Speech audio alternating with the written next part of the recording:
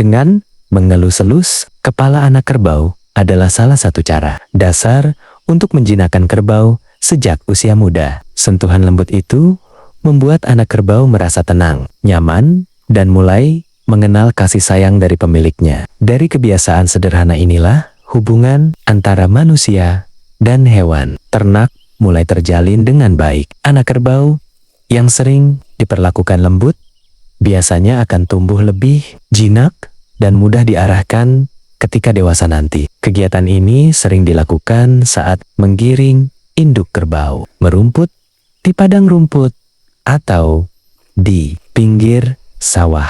Ketika induknya sibuk mencari makan, anak kerbau didekati perlahan sambil dielus kepalanya dengan penuh kesabaran. Tidak perlu kasar, cukup dengan tangan yang lembut dan suara yang tenang. Lama-kelamaan anak kerbau akan terbiasa berada dekat dengan manusia tanpa rasa takut. Bagi para peternak di kampung, cara seperti ini sudah menjadi kebiasaan turun-temurun. Mereka tahu bahwa hewan juga bisa merasakan perhatian dan kelembutan. Menjinakkan kerbau bukan hanya memakai tali atau tongkat, tetapi juga dengan kasih sayang. Dari sentuhan tangan sederhana, lahirlah kerbau yang patuh, tenang, dan menjadi sahabat setia dalam pekerjaan sehari-hari.